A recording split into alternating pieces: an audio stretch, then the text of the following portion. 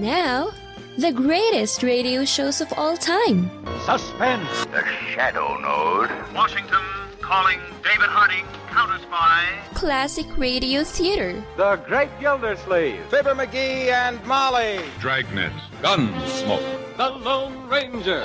Now, step back into our time machine with your host, Wyatt Cox. Good evening, friends of the Inner Sanctum.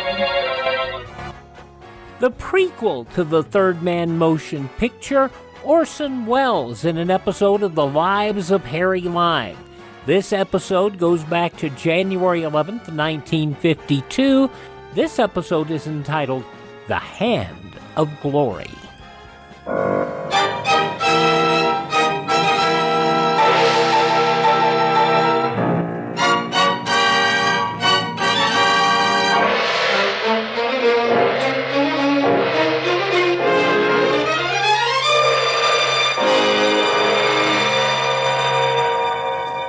Presenting Orson Welles as the Third Man.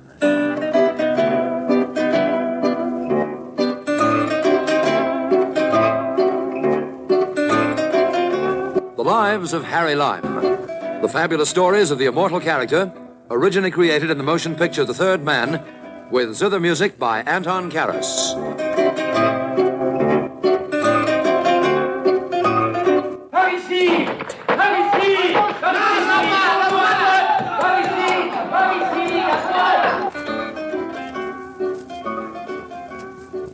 Yes, that was me, Harry Lime, making my way through a side alley in Paris. Were you ever in such a hurry you didn't even know you'd been hit? I was hit, all right, hit for the sake of a chunk of gold. But where the gold was by then, I didn't know and I didn't care. All I wanted was to lay low somewhere, and that's how it happened that I found myself in one of those sleepy English villages where the cows chew their cuds all day in the meadows, nothing ever happens. Or so I thought. Do you believe in witchcraft? Well, I didn't. Till then. Takes a lot to convince me of anything. In this case, it needed the death of two people in that sleepy English village to prove me wrong. And now, Orson Welles as Harry Lime, the Third Man, in The Hand of Glory.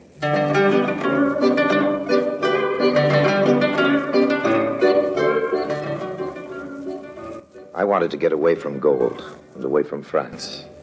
On the boat for the Channel crossing, all I cared for was being quiet. Very, very quiet. I guess I looked like just another bum. I was pretty seedy, you know, and my arm was in a sling. I was feeling kind of faint, too, and then I felt someone touch my arm. I saw a girl with wide gray eyes and dark lashes that spilled over her cheeks. Excuse me, I've been watching you. Are you all right? Oh, yes, I'm okay, thanks. Oh, you don't look it. Why don't you go downstairs? Well, thanks, I like the air. It's so calm today, you can't be seasick. Is your arm painful? I see you've got it in a sling. Are you sure there's nothing I can get? No, really, thanks. You're very kind, but I'm all right. Are you in pain with that arm? It's not too good, but I'll be okay. Don't you worry about me. Well, do at least sit down on one of these chairs and let me find a steward and order you a drink. Or some tea. Oh, please, let me do something for you. You really look all in. I don't know how it was, but I felt better for her being around. After a bit, we were sitting there talking side by side. It seemed we'd known each other for years. I told her how I'd got to go to England on business, how I'd been negotiating a rather tricky bit of business, in fact, and how the anxiety of it had made me exhausted. She was all sympathy. And when you've got your negotiations through, what you need is a few weeks' real rest, without any worries, without anybody chasing about after you. Chasing about after? Oh, yes. Your business associates, you mean? Life's so full of worries these days for everyone. You ought to come and stay in the village where I live. It's so sleepy and quiet, nothing ever happens there. It sounds perfect. It'll just suit me. I've had a really tricky time just lately, and then being run into by a car on top of it all. You must come and stay with us. My uncles, I was telling you about them. They'd be delighted. Wouldn't they be a bit surprised? I mean, a stranger arriving? Oh, they love strangers. And nothing ever surprises Uncle John and Uncle Gregory. It's you'd have the surprise. Oh, I would? Well, they're a little odd. A couple of old dears, but a bit eccentric. Oh, yeah? Tell me about them. Tell me about your home. Oh, there's nothing to tell. The village is all apple blossom and nightingales at this time of the year. And our house is on the hill. It's very old. My uncles have lived in it since they retired. Well, what did they do before they retired? They were scientists. And now they still spend all their time in a laboratory they've built at the top of the house. All day they go up there. And at night, too. Well, it must be pretty dull for you. Yes, I get very lonely sometimes. Do you? What's your name? Helen. Helen Carew. A pretty name. Suit a pretty face. Thank you. Then you come and stay? All right. Yes. Thank you. I'll come.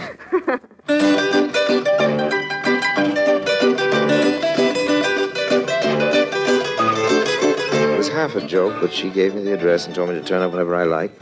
Seemed a bit stuck on me. I found it flattering. A week or two later, I fetched up at that little village. Fallowmere, it was called. Lay in the heart of the fen country. I got to the station. There was a message from Helen saying the car had broken down. She'd be along in a quarter of an hour. So I whaled away the time, going into the local for a pint. The place was empty. The landlord and I got talking. Now, this is what I call a typical old English village. Folks in America come miles to see a place like this. It's well enough, but I'd get out if I saw the opportunity. Well, you would? Why? Too sleepy for you? Maybe. Have one on me. Oh, thanks. Maybe you're one of those up-and-coming chaps who like town life. Is that right? No, I'm a countryman. But I'm looking out for somewhere else. My wife feels the same about Fallowmere. Oh, does she? Well, I know I'd stop here to the end of my days if I had the chance. And we're not the only ones who are making plans to go. This place doesn't bring luck to anyone. I bet it brings visitors in the summer. Swarms of them. You're wrong there, sir. Oh? Dead wrong. They won't come. Why? What's the matter with the place? That's what we'd all like to know. I don't get you. Maybe it's as well you don't. What's it you're driving at? Folks aren't lucky around this way, that's all. Lucky? What do you mean? Well, I'm not saying it's anything really, but the crops rot, the cattle ail, the pigs get sick, and a man's discouraged before he's begun. Sounds pretty queer to me. It is pretty queer. And I can tell you something even queerer. Okay, tell me. It's the children. Every now and again, one of them begins to go, pining away. That's all you can call it. A child gets hollow-cheeked and pale, and in a couple of months, it's all over, and no one can tell why. Oh. Sounds very strange to me.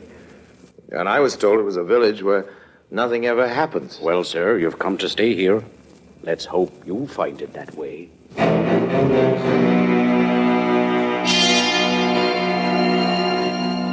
I didn't take much notice of the landlord. I saw Helen standing in the doorway in a cool summer frock with the sunshine behind her. I forgot everything he'd said. She drove me back along the green lanes till we came to the house, and there, under a cedar tree on the lawn, were the two old uncles. They got on their Panama hats, and tea was set on a silver tray on a table. The stranger. How do you do, sir? How do you do? Helen Stranger, you're most welcome here. Very welcome indeed. Well, I'm grateful to you for inviting me here, Mr. Carew. Myself, Gregory. My brother, John. Everyone calls my uncles Mr. Gregory and Mr. John, so you must do the same. Helen, give the stranger some tea. Mr. Lime, Uncle John. Strangers are very welcome here. Very welcome. Sometimes we go for weeks, months, without a stranger coming here. And never yet two strangers. Helen told us how you met on the ship. We said she should ask you here straight away. Helen said you wanted to get away from life. That's what she said, to get away from life. Well, stay as long as you wish, young man, as long as you wish. That's very nice of you, I'm sure.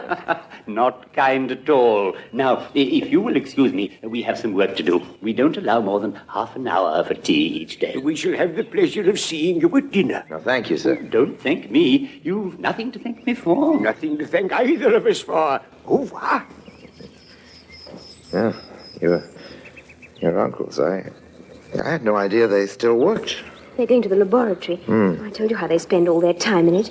No one ever goes into it but them. Not even to clean it? They clean it themselves. Oh, please try and understand about them. I'm sorry they were so strange with you. Well, they were very nice and welcoming. You said they were scientists, both of them? Yes, they're twins, you see. They've always done everything together. And now they've got a kind of obsession. I think I ought to explain about it. Obsession? What do you mean? What sort of obsession? Well, they think of nothing but gold. They want to find out how to make it. A lot of other folks like to find out the same thing. With my uncles, it's become a kind of sacred trust. They're determined to find out the secret of how to make gold before they die. Are they? Oh, they'll have to be pretty quick about it, won't they? Oh, they're very hale and hearty. I expect they'll start talking about gold tonight at dinner. So now that I've told you, if they do, you'll be ready to talk about it too, won't you? Oh, of course. Sure. Don't worry. I'm always ready to talk about gold. The transmuting of base metals into noble ones, Mr. Stranger. With the touch of the philosopher's stone, a man could transmute base metal into 1,000,000 times as much gold. Alchemy, isn't that what it's called? It has been called alchemy for many hundreds of years. No one has found the secret yet. The power to know all is what we need. Don't you see, young man, what is wrong with the world today? Mankind is killing himself in the search for gold. Greed, striving, anger, leading to war, starvation, and famine. Find gold, find the key to what you're seeking, and your wars are gone. The world has prosperity and happiness. Gold pours forth over the world, and all excuse for bitterness is gone. I can see your point. It's certainly a pity no one can find out how to make it. Never been done yet, even in a small way, has it? It will be done. We shall do it. If not we, those who come after us. We are leaving our great fortune to the foundation. Oh, yes, the foundation? The foundation of a college for young scientists for research into the making of gold. But what sort of things go into making of this gold? Things we must keep a secret, Mr. Stranger. More wine? He will take no more wine. Then shall we join Helen in the other room? Oh, of course, but, I find this search of yours for gold terribly intriguing. I'd like to know some more about it. Who would not like to know more? And no one has ever found the secret? Not yet, but it will certainly be found. It will be found when my brother and I have the power to know all. Well, old man, when you get the power, let me in on it.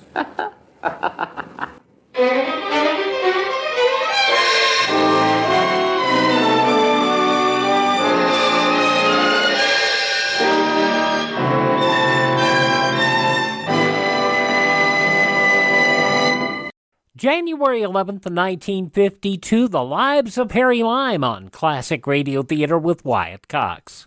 Classic Radio Theater family, our friend Mike Lindell has a passion to help everyone get the best sleep of your life. He didn't stop by just creating the best pillow. He created the best bed sheets ever. They look and feel great, which means an even better night's sleep for me because, I'm working like 67 hours a day. Now, Mike's offering the best deal on his Giza Dreams bed sheets ever. You can get a set of Giza sheets for as low as $29.98. You'll never want to sleep on anything else once you slept on a set of Giza Dream sheets. A special offer for you right now. You can get a set of Giza sheets for as low as $29.98. Call 1-800-928-4715. Use the promo code Wyatt. Or go to mypillow.com, use the promo code Wyatt. It's good on anything on the website. That number again, 1-800-928-4715. Use my promo code Wyatt. Now on Classic Radio Theater with Wyatt Cox, more of Orson Welles and the Lives of Harry Lime, The Hand of Glory, January 11th, 1952.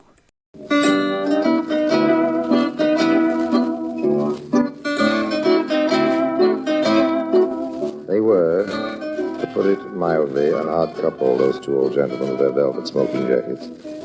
After dinner each night, they'd go off to their laboratory. Helen and I were left on our own. I felt sorry for her. She seemed wistful, and those big gray eyes of hers really melted me, but sometimes I had an idea she was sizing me up. She used to get me to talk about my business affairs. In a couple of weeks, I built up quite a big office and a whole firm around myself. I got to know everyone in it, down to the lowest of the clerks. That was all very well. But what interested me was this laboratory, the search for gold. One night after I'd heard the uncles going up to bed, I decided to have a look at things myself.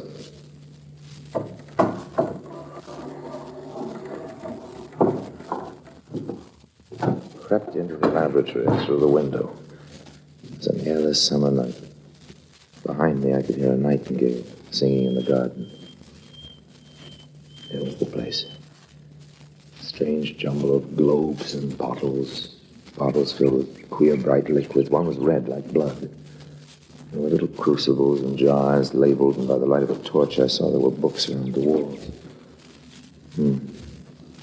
Sulfur, mercury, nitric acid, arsenic, Goya, crystal. And this file's labeled pigeon's blood. What can they want that for? There's a little figure made of wax. Mandragora, cinquefoil. Do they need that for making gold? I began to wonder. I began to think. I looked at the wax figure, and I saw that it was the figure of a child. And then gradually, I knew it wasn't only alchemy the old men practiced in that laboratory. It was witchcraft. I reached out for one of the books, began to read. Make an image in his name, whom you would hurt or kill, a virgin you wax, the person whose death you desire, the dust of a dead man. To make the hand of glory, let the hand of a murdered stranger be cut from him, and the hair of a stranger that is hanged, placed within it as a wick. Let it burn through the night, and you shall have the power to know all.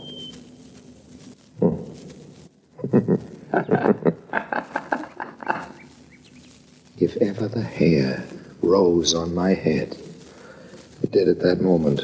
Someone laughed, but no one was in the room. No one had opened the door. Then I looked again and saw the old man, Gregory Carew. Perhaps I've startled you. You did not expect me. Well, I saw the window open from my room. I knew you had things you valued here, and so I climbed up to shut it.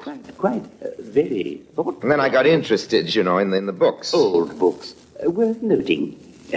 Pray do not let me interrupt you. Well, these books do have an extraordinary fascination. A great fascination. Let me see. What is it you are reading? Something about a hand. Ah, the hand of glory, yes. A hanged man and a murdered man. One would be fortunate to obtain both the items required simultaneously. Yes, most fortunate. One would have to be willing to wait a long time, stranger. Yes. How sweetly the nightingale sings. Yes. And now we will close up the laboratory and go back, each to our own room. Let me thank you again for your solicitude.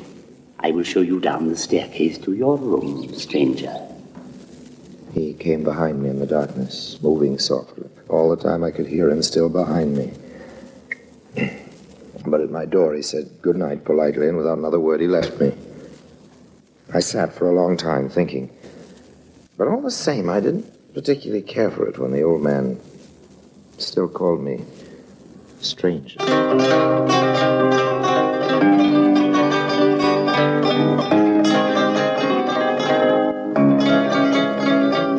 All next day, I thought about Gregory Carew and his brother.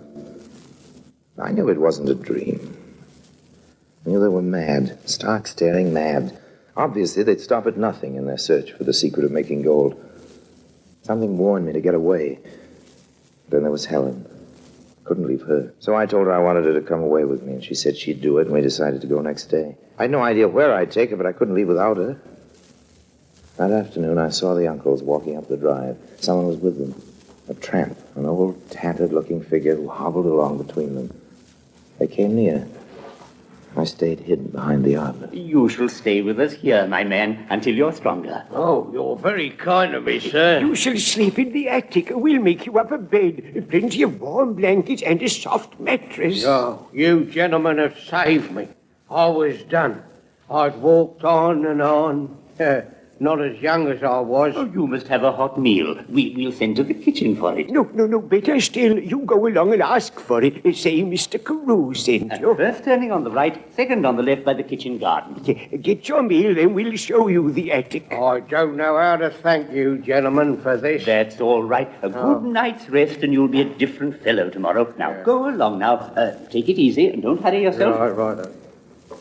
The old tramp went hobbling up toward the kitchen. I felt there was good in Helen's uncles after all. They came and sat on the other side of the arbor. Well, John? Well, Gregory. We've waited a long time. But now we need wait no longer. Two strangers under the same roof. When shall it be? Tonight? As well as any other night. He'll sleep in the attic. We'll give him a drug, and he'll sleep very soundly. Very soundly. We'll hang him before midnight. And the other? Oh, he shall be first. A knife in his back. First the stranger, then the tramp. It'll all be easy to explain when the police come. What did we best say? The tramp murdered the stranger and hanged himself out of remorse. The hand of glory, at last. So simple, so easy. A knife in the back and a man hanged. And for us, the power to know all.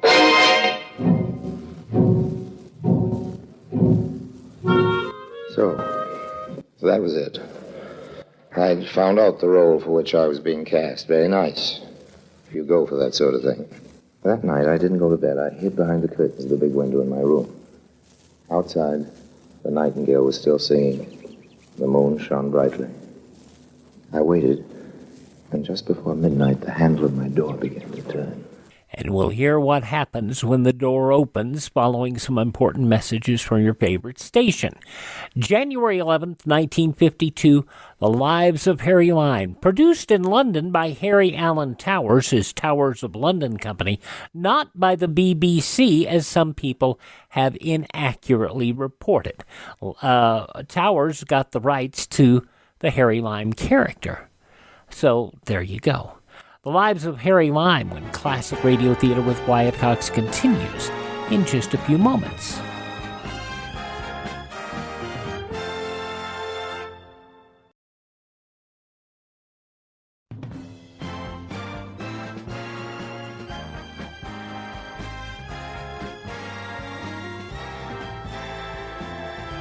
Thanks for tuning in to Classic Radio Theater with Wyatt Cox here on your favorite station. Now the conclusion of The Hand of Gloria, an episode of The Lives of Harry Lime, starring Orson Welles, January 11th, 1952.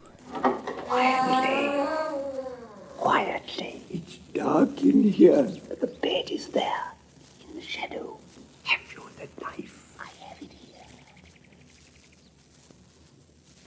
You have done it. And no sound. The bed is empty. The stranger's gone. Gone? You have betrayed us. I know, but now I see it all. You were afraid. You warned him. Liar. Liar. It's you who have hidden him for your own purposes, your own ends. No, you were afraid. Liar, liar, liar. You know the secret, would you? You'd take the gold from me, your own brother. Where is the stranger? I don't know. I tell you, I don't know. Let me go. Let me go. I tell you, I don't know. Liar. You have done this to me, your own brother. My own brother has done this to me. Let me go, Gregory. I raised the house. You will not raise the house. Give me that knife. Give me that knife. No, you shall pay for what you've done. Take that and that.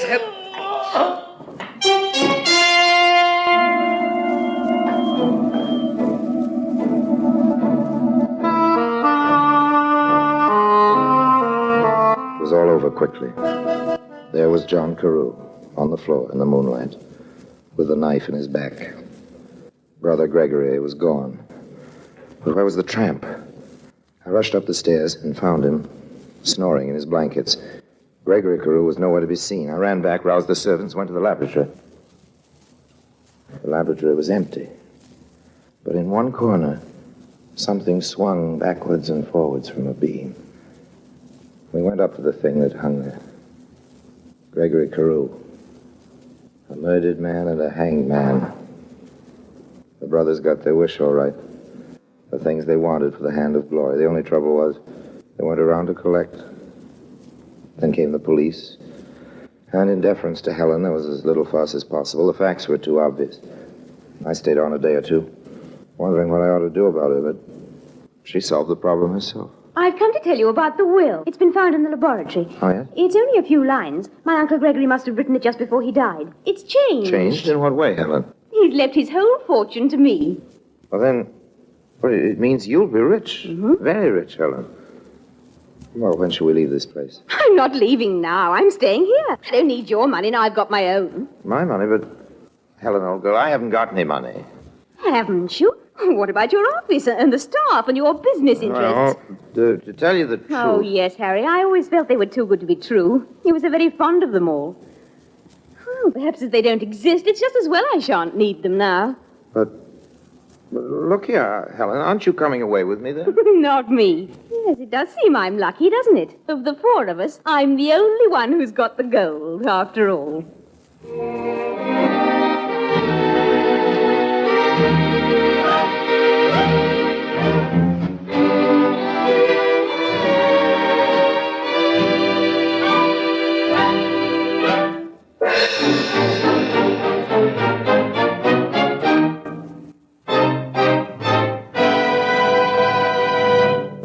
And now, Harry Lime.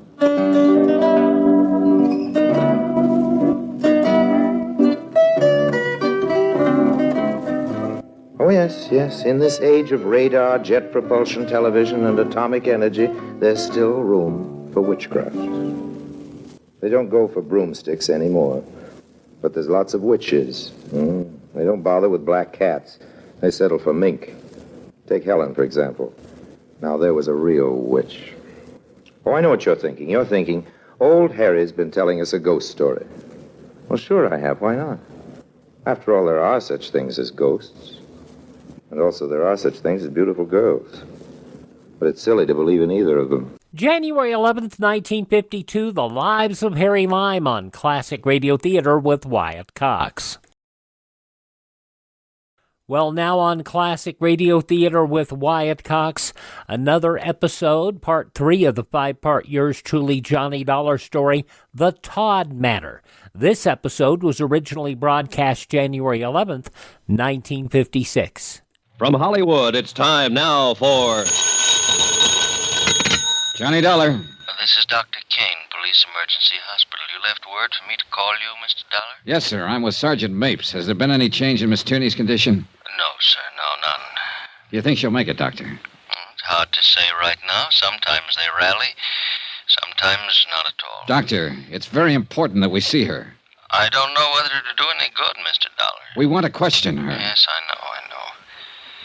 Why don't you and Sergeant Mapes come on over to the hospital? All right, sir. We'll be right there.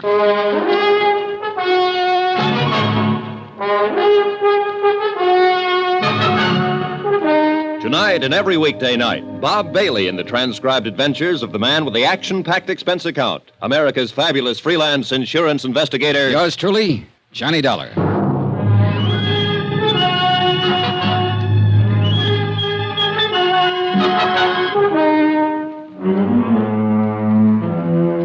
Expense account submitted by Special Investigator Johnny Dollar to 4 State Insurance Company, Wilmington, Delaware. The following is an accounting of expenditures incurred during my investigation of the Todd Matter, the burglary that resulted in a shooting. On a tip from an ex-convict named Orrin Vance, I came to New York to question one Gloria Tierney. My information was that she had in her possession an expensive mink coat, part of a $75,000 burglary at the Todd home on Long Island. Gloria Tierney was shot and seriously wounded by an unknown gunman before I was able to question her about the coat. A description of her assailant and how she had obtained the coat were still to be ascertained when Sergeant Dan Mapes and I arrived on the 2nd floor of Emergency Hospital. Mr. Dollar? Yes. Oh, I'm Dr. Kane. Oh, yes, this is Sergeant Mapes. How do you do? Has she managed to talk yet, Doctor? No, and she may not. I see. Now, before we go in, I hope both of you will carefully frame only your most pertinent questions. 2 minutes is about all I can give you with her. Sure, Doctor. Better put your cigarettes out in that. Oh, yeah.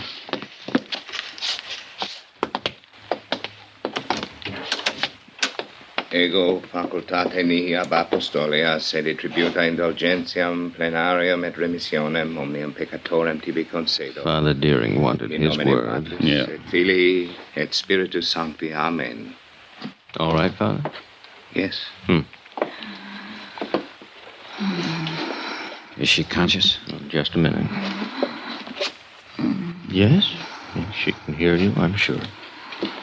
You want to go ahead? I suppose so. Has to be official.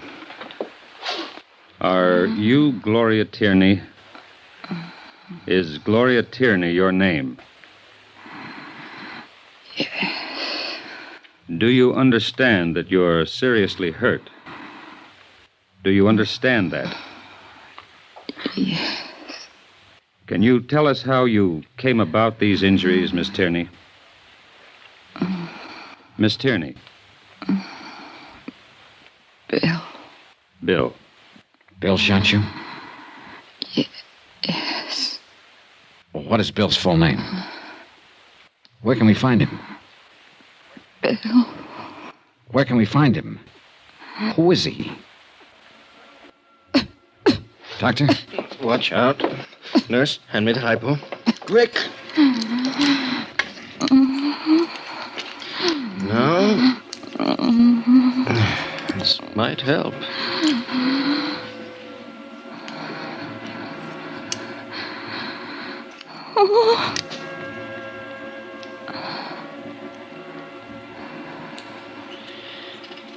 Sorry, fellows. Nothing more I could do.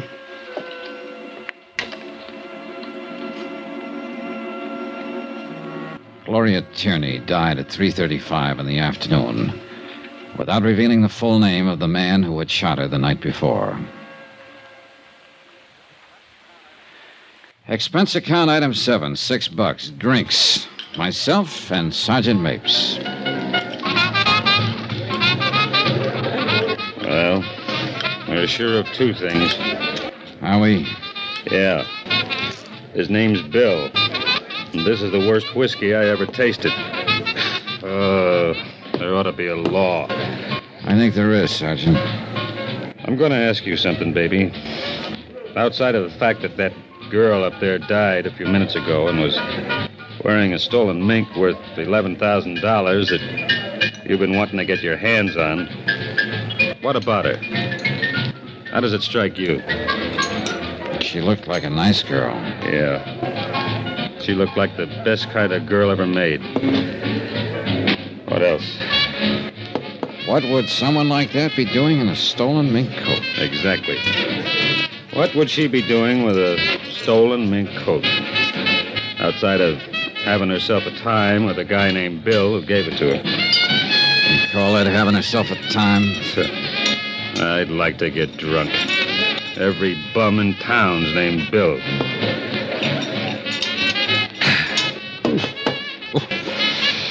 This is bad. Terrible. Worst stuff I ever drank. You can say that again, baby. Worst stuff I ever drank. Waiter. Yes, sir. Yes, sir. Bring us 2 more of the same. Only make them double. Yes, sir. Right away, sir. I'm glad to see you aren't fussy, Dolly. Not a bit. Not a lousy bit. You know, I looked at you when you came in my office, and I said to myself, I got a wiseacre on my hands. I got a wheeling, dealing wiseacre who's got himself a little tip, and he's going to keep it all to himself. I said, why do I have to put up with this kind of trouble? Why don't I just toss this bum in the cooler and go about my business? I'm a copper. I got work to do. Why fool with an insurance stick, I said. But I'm very happy to see you aren't a fussy fella, baby. Very happy. All right, you made a speech, now I'll make one. Go ahead. Well, I stood in a hospital room and I watched a human being die. Oh, it's part of my job, part of your job, too. But for myself, I don't like it. If I have to go into why every man's death diminishes me, I'm going to fall all over myself because I never could go into that kind of stuff. Yeah, I know what you mean. But I'll say this. That girl that died in there was... Well, she was the kind of girl I could have kept right on seeing. Yes, I'd like very much to have knocked on her door almost any old night. Sergeant, I would have liked that more than I can tell you. She wore a stolen mink coat, remember? I remember. But I can sit here and feel bad about it, can I? You sure can. I'll feel bad with you. Look at them early eaters, Dollar. Coming in to drink their dinners. Don't change the subject. I have to. We got work to do, pal. Yeah. Here we are, gentlemen. As long as it's here. Yeah. Cheers. Cheers yourself. Oh, there ought to be a law. You said that.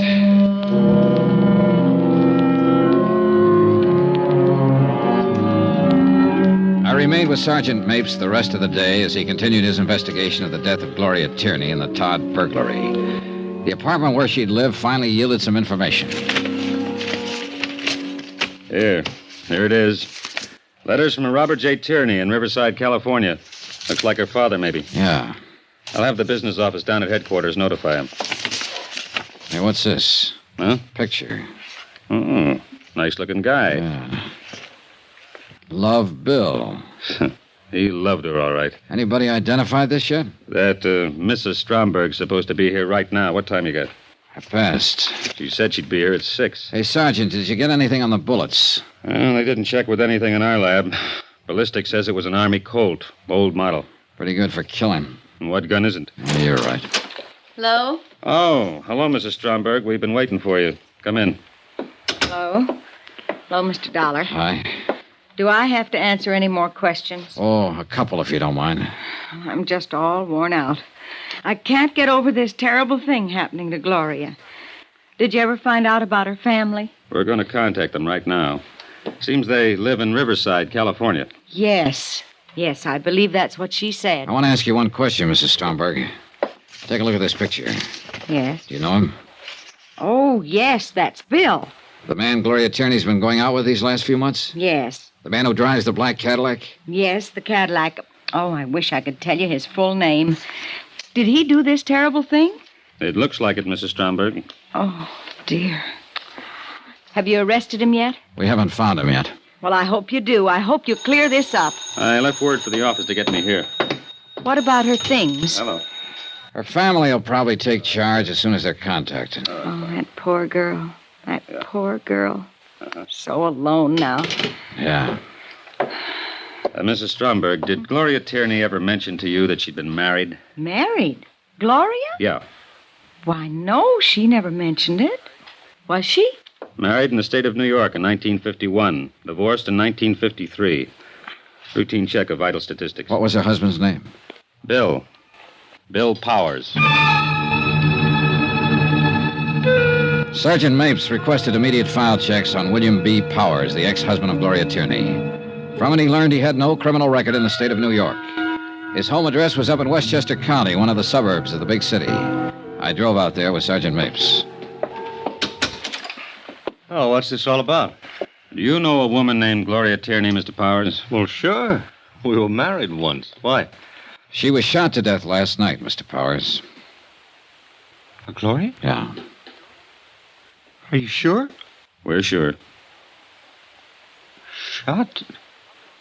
Oh, what happened? How could a thing like that happen? That's what we're trying to find out, Mr. Powers. Can't believe it. Gloria dead. Have you seen her lately? Have you? Yes. I saw her last week. We had a drink together. Are you sure it's Gloria? We'd make sure before we came here with news like that. That's right. Mr. Dollar here isn't a policeman. He's an insurance investigator. Miss Tierney was wearing a stolen mink coat when it happened. Stolen? Are you sure? We're sure. We checked everything, Mr. Gloria Powers. would never steal anything. She was a fine girl. A wonderful girl. Fool to ever let our marriage go on the rocks. Can you come with us, Mr. Powers? We'd like an identification. What? Oh, yes, of course. I'll get my coat. Excuse me. Want to smoke, Johnny? Yeah, thanks. Well, he isn't the bird in the picture, Johnny. No, not at all. Still, he... What is it, Johnny? You checked the driveway out there? No. Take a look, the side window. Uh-oh. Yeah. 55 Cadillac Coupe de Ville. Sure is, Sergeant.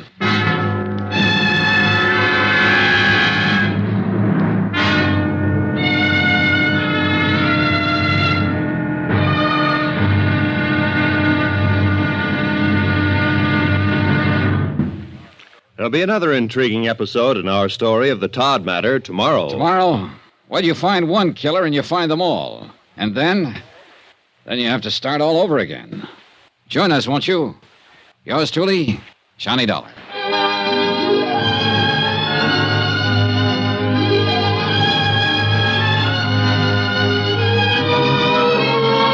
Yours truly, Johnny Dollar, starring Bob Bailey, is transcribed in Hollywood. Written by John Dawson, it is produced and directed by Jack Johnstone. Be sure and join us tomorrow night, same time and station, for the next exciting episode of Yours truly, Johnny Dollar. Roy Rowan speaking.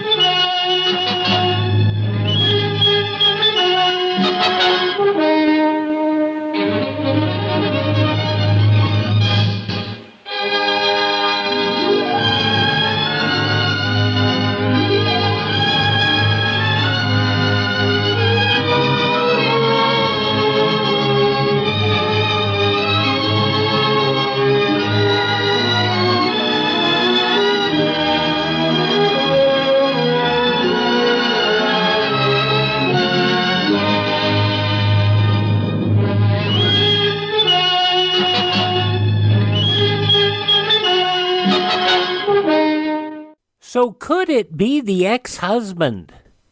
This is getting interesting. Well, it's always interesting. January 11th, 1956, yours truly, Johnny Dollar, on Classic Radio Theater with Wyatt Cox. Thanks for making us a part of your day.